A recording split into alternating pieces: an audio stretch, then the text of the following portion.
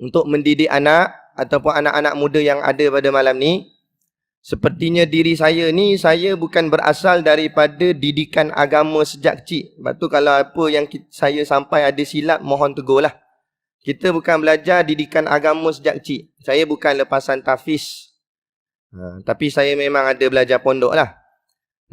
Saya sekolah rendah kebangsaan, sekolah menengah pun kebangsaan. Bolehlah adalah A sikit. Akhirnya berjaya juga melanjut ke universiti. Batu kat Perlis tu. Universiti Malaysia Perlis. Tapi bukan dalam bidang syariah ke, bukan dalam bidang agama. Dalam bidang kejuruteraan. Saya ambil diploma saya tak minta sebenarnya kos tu. Saya minta lain. Tapi dah A kita sikit, dia main bubuh je lah. Tengok-tengok keputusan dapat diploma kejuruteraan metalurgi. Saya pun tak tahu benda apa metalurgi tu. Bila kawan-kawan tanya, kita segan tak nak cakap. Kawan tanya, kau dapat kos apa? Saya pun jawab, metalurgi. Dia kata. Oh, dia gelakkannya saya. Dia tanya, kenapa hampa gelak? Dia kata, hang pergi belajar logi taik bah. Sebab dia dengar perkataan logi belakang. Lah, bila saya pergi belajar, metal tu logam. Logi tu kaji. Rupanya kaji logam. Oh, maknanya kelas jugalah. Saya belajar tu 3 tahun. Kemudian sambung lagi pelajaran peringkat ijazah sarjana muda, degree. Saya tukar kos sikit, saya ambil kejuruteraan bahan, material engineering. 3 tahun juga. Jadi 6 tahun saya di Perlis. Tapi tak jadi Wahabi, jangan risau. Kemudian habis belajar tu, saya kerja. Saya kerja selama setahun sebagai project engineer. Tapi tak jadi. Keluar gelap, balik gelap. Keluar gelap, balik gelap.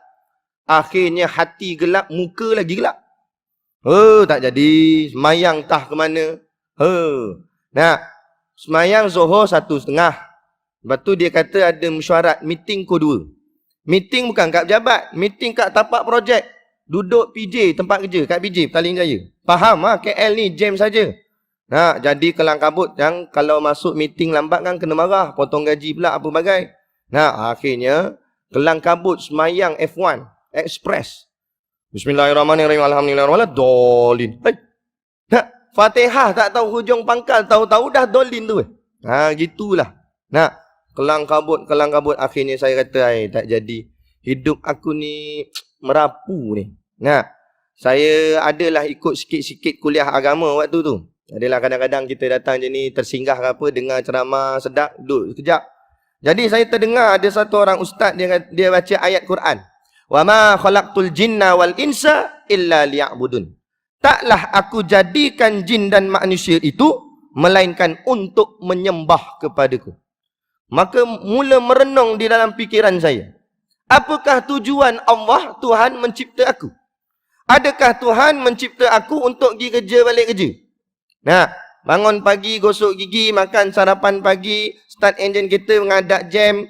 Lepas tu masuk kerja, type apa benda dah tak type kat komputer tu. Masuk mesyuarat, kena marah dengan bos, pergi projek, marah pula orang bawah, balas dendam. Masuk balik pejabat, pangkat balik, masuk jam balik, sampai ke malam, letih sangat, terbongkang tidur, terkangkang habis kaki-kaki. Perkara ni berulang Isnin sampai Jumaat, Isnin sampai Jumaat. Akhirnya sedar tak sedar, umur sudah meningkat tua. Akhirnya sampailah ke tahap pencen 60. Begitulah kehidupan berlalu begitu saja. Hal-hal keakhiratan langsung tidak diambil peduli. Soal-soal hukum hakam agama, bab-bab semayang, tak ada yang tahu. Kawan saya dia buat sedikit bancian. Dia pergi ke Manong. Manong satu tempat kawasan di Perak, tempat kami. Manong ni dekat dengan Kuala Kangsar.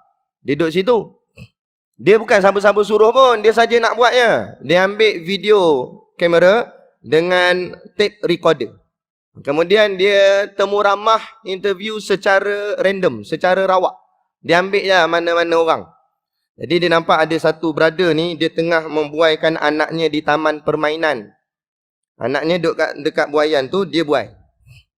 Jadi dia pun pergi temu ramah. Assalamualaikum bang. Waalaikumsalam.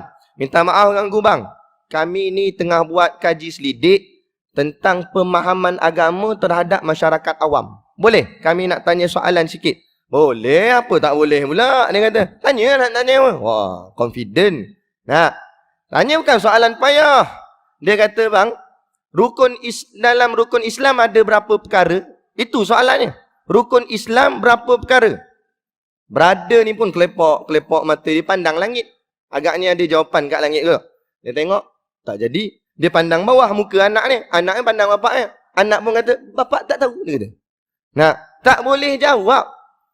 Nah, sekali dia kata apa?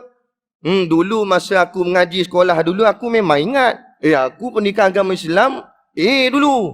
Tapi biasalah, lama dah tinggal sekolah ni. Kadang-kadang lupa dah, dia kata. Lupa rukun Islam. La ilaha illallah. Duit lupa dah. Nah, BRIM, lagi ingat. Ni kan tukar kerajaan. Sibuk dia tanya tu. Kerajaan tukar ni BRIM ada lagi dah? Yang tu yang dia tahu tu. Nampak? Tapi bab agama, langsung tak diambil peduli. Akhirnya kelepot tak tahu. Dan sekali tanya juga, tak apalah bang, jawab je lah. Dia kata.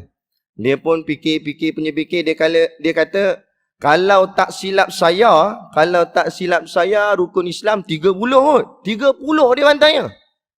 Kita dengar mungkin sedikit kelakar lah. Tapi benda ini realiti di zaman kita pada hari ini. Ada orang mengaku dirinya Islam, tetapi dia tak tahu akan rukun di dalam agamanya sendiri. Akhirnya, umat ini pada zaman hari ini, sama seperti agama-agama yang lain. Pergi tanya orang Kristian, dia tahu hal-hal Kristian dia? Tak tahu. Orang Buddha tak tahu juga. Orang Hindu tak tahu juga. Orang Islam dah jadi begini dah. Berjangkit penyakit dengan orang-orang lain. Nah, akhirnya ngaku saja religionnya, agamanya Islam, tapi dia tak tahu akan apa itu Islam yang sebenar. Ditanya apa makna Islam pun tak boleh jawab. Mana datang perkataan Islam, alif sin lam alif mim, apa dia Islam tu? Tak boleh jawab. Nah, berapa tahun sudah jadi Islam? Ada orang 50 tahun sudah Islam, 60 tahun, 70 tahun, 80 tahun. Berapa lama dah Islam, tapi tak tahu lagi akan Islam ni. Nah, tak boleh jawab rukun Islam. Nah, rukun Islam 5 perkara, dia bubuh 30. Yang 5 ni pun payah nak buat, buh 30, tak mampu. Nah, lagi tengok. Nah, ada satu orang perempuan ni pula, soalan mudah, bukan kita tanya soalan payah-payah. Ditanya, berapakah bilangan surah di dalam Quran? Dia kata banyak, dia kata. Kawan saya pun tanya balik, lah kalau banyak tu berapa, dia tanya. Banyak-banyak tu berapa? Dia kata banyak sangat, kat 1000 lebih. 1000 lebih surah dalam Quran. La ilaha illallah. Tak tahu. Takkan tak pernah buka Quran. Ambillah reti. Ambillah tahu. Nah, kalau tanya World Cup, lah ni kan tengah World Cup ni Tanya berapa negara bertanding. Oi, boleh jawab. Berapa player dalam satu padang. Oi, boleh jawab. Yang tu tahu. Bab dunia tahu. Bab akhirat. Sedangkan dalam kitab Sairus Salikin sudah disebut, Nabi dalam satu hadis, Nabi bagi tahu dah. Nah, apa yang akan ditanya dalam kubur. Soalan kubur sudah bocor, tapi masih lagi ramai yang gagal menjawabnya.